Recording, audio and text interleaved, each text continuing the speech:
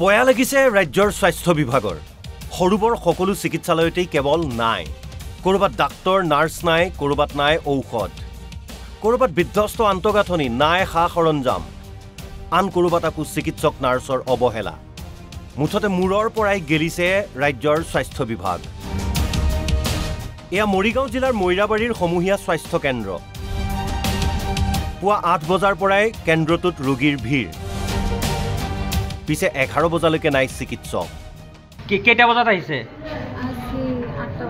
8টা বজাত আহিছে এতিয়ালৈকে ডক্টৰ অহা নাই নেকি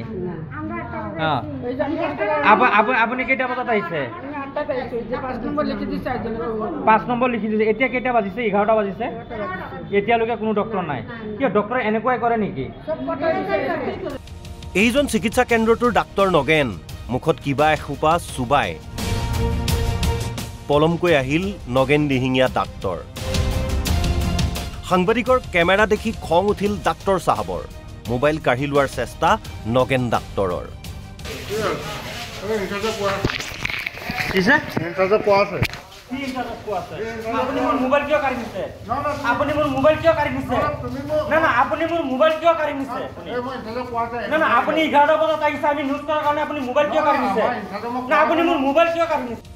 সামগুৰিটো আদৰ্শ চিকিৎসালয়ৰ ফুপুলা স্বৰূপ নিৰ্মাণ কৰাৰ 10 বছৰৰ পাছতো বহুকেইটা কোঠাত ওলমি থাকিল তলা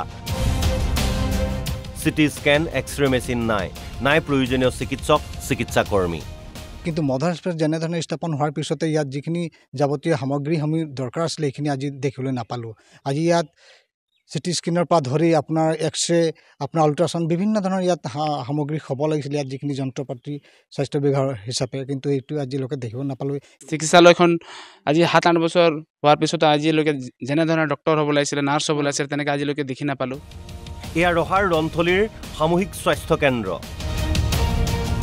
বিভিন্ন সমস্যাৰে ভাৰাক্ৰান্ত স্বাস্থ্য কেন্দ্ৰটো ডাক্তৰে মন গলে কেতিয়াবাহে আহে ৰোগীৰ বা স্থানীয় লোকৰ নহয় এই অভিযোগ খুদ নাৰ্ছৰ স্যাৰ মানে বৃহস্পতিবাৰ আৰু সোমবাৰ বৃহস্পতিবাৰ তেওঁ ইভিনিং টাইমৰ পৰা ডিউটি থাকে তেওঁ নাইটত নাহে পুলিচ কেছ আহে কিন্তু পুলিচ কেছ আহিলে মানে কি হয় এটা টাইমত আহে বাৰু মানে 9:30 বা 11টা এনেকুৱা মানে এবাৰ অহাৰ পিছত আৰু তেওঁ কোনো কাৰণতে নাহে কি নাম তেওঁ ডক্টৰ গজেন নাথ এইটো কিমান দিনৰ পৰা চলি আছে তেনেকুৱা কিমান দিন মানে তেওঁ আহি কৰিয়ে আছে আজি যথেষ্ট দিন হৈছে তেওঁ যেতিয়াৰ পৰা ইয়াত হেৰি হৈছে তেওঁ কোনো কাৰণতে চাবলৈ নাহে যেতিয়াৰ পৰা তেওঁ সোমবাৰ বৃহস্পতিবাৰ ডিউটি কৰিছে তেওঁ নাহে মৰ্ণিং টাইম আহে সোমবাৰ আৰু বৃহস্পতিবাৰ তেওঁ নাইটতো নাহে ইভিনিঙত কাটচিট আহে নাইটতো নাহে লাহৰীঘাটৰ মহাত্মা গান্ধী আদৰ্শ চিকিৎসালয়খন নামতহে আদৰ্শ কামত নহয় নাই পৰ্যাপ্ত চিকিৎসক নাই পৰ্যাপ্ত সা সুবিধা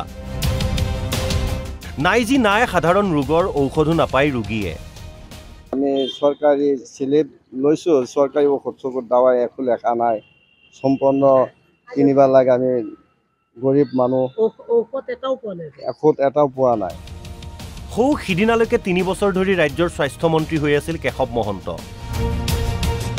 পিছে কেশৱ মহন্তৰ সমষ্টি কলিয়াবৰ মহকুমা চিকিৎসালয়ত নাই পৰ্যাপ্ত ডাক্তৰ নাই চিকিৎসাৰ সা সৰঞ্জাম ইয়াত নাই মেডিচিনৰ ডক্টৰ তাৰপিছত আল্ট্ৰাছাউণ্ডৰ ক্ষেত্ৰত মেচিনটো আছে কিন্তু ৰেডিঅ'লজিষ্ট নাই সেইকাৰণে মানুহবিলাকে বিৰাট অসুবিধাত পৰিছে সাধাৰণ মানুহবিলাকে বাহিৰত গৈ পেলাই তেওঁলোকে আল্ট্ৰাছাউণ্ড কৰিবলগীয়া হৈছে ইয়াৰ উপৰিও চিটি স্কেনৰ যিটো ব্যৱস্থা আছে সেইখিনি সুবিধাটো পাইছে কিন্তু এতিয়া এটা NGO চলাই আছে হুজাইৰ এয়া যে এটা উপস্বাস্থ্য কেন্দ্ৰ সেয়া নকলে চিনিব নোৱাৰি যমুনাচিত উপস্বাস্থ্য কেন্দ্ৰটো দেখিলে চকু কপালত উঠিব আপোনাৰ একোৱেই নাই ভূত বাংলোত পৰিণত হৈছে উপস্বাস্থ্য কেন্দ্ৰটো কেন্দ্ৰটো 2014 চনত স্থাপন কৰা হৈছে কিন্তু আজিলৈ কোনো ডক্টৰৰ ব্যৱস্থা নাই বা কোনো নাৰ্ছৰ ব্যৱস্থা নাই আনকি কোনো মেডিচিনৰ ব্যৱস্থা নাই ইয়াত এখন মাত্ৰ ঘৰ প্ৰস্তুত কৰি তৈয়াৰ কৰিছে আৰু একো ব্যৱস্থা নাই দবকাৰ নীলবাগানৰ মডেল হাস্পতালখন নামতহে মডেল কামত নহয়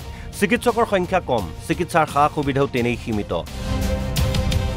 চিকিৎসকৰ উপস্থিতিও অনিয়মীয়া মডেল নামতহে মডেল আচলতে কামত একো নাই আপোনালোকে বিগত দিনত নিশ্চয় শুনিবলৈ পাইছে যে এখন হস্পিটেলত এটা আল্ট্ৰাছাউণ্ডৰ এটা মেচিন আছিলে মেচিনটো লৈ গৈছে চিভিল হস্পিটেলত কৰোনাৰ সময়ত বা এক্সৰে কৰিবলৈ কোনো সুবিধা নাই বৰহমপুৰৰ কন্দলিত উপস্বাস্থ্য কেন্দ্ৰ আছে, পিছে গৰুৰ গোহালি ছাগলীৰ গঁৰাললৈ পৰিণত হৈছে উপস্বাস্থ্য কেন্দ্ৰটো।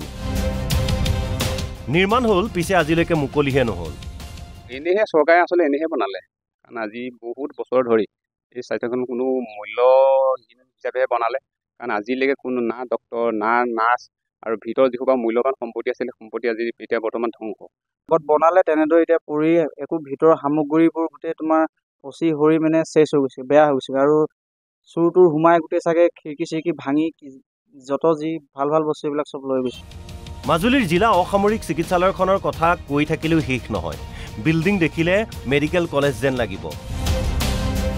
পিছে চিকিৎসক বা চিকিৎসাৰ সুবিধা উপস্বাস্থ্য কেন্দ্ৰ এটাতকৈ কোনো গুণেই বেছি নহয়। বহু বিভাগত নাই চিকিৎসক। চিকিৎসালয়লৈ আহি যন্ত্ৰণাৰ মাজেৰে বুন্দাপৰ দিবলগীয়া হয় ৰোগী আৰু ৰোগীৰ আত্মীয়ই। মানে দেখুৱাবলৈ আহিছিলোঁ, এতিয়ালৈকে মই বেবী ডক্টৰ পোৱা নাই। সেইকাৰণে মই বহুত অসুবিধাত এতিয়া বাচ্চাজনে এতিয়া মানে ৰোগীত পৰি আছে। ডাক্তৰ নাই, মেচিন নাই, একো নাই, ৰোগীবিলাক তেনেকৈয়ে আছে। এতিয়ালৈকে চিকিৎসা পদ্ধতি নাই। চিকিৎসা বিজ্ঞানৰ ইমান উন্নত হ'ল, কিন্তু মাজুলীবাসী এনেকুৱা দুৰ্ভাগ্য যে এটা সাধাৰণ চিকিৎসা কৰিবলৈ আমাক কেৱল যোৰহাট, লখিমপুৰ, ডিব্ৰুগড়লৈ ৰেফাৰ কৰে। ইয়াত একো চিকিৎসা নাপায়। সাধাৰণ অসুখতে ইয়াত মানুহৰ মৃত্যু হৈছে, ডেইলি মানুহ মৰি আছে। প্ৰয়োজনীয় চিকিৎসক নথকাৰ কথা স্বীকাৰ কৰিলে চিকিৎসালয় কৰ্তৃপক্ষই।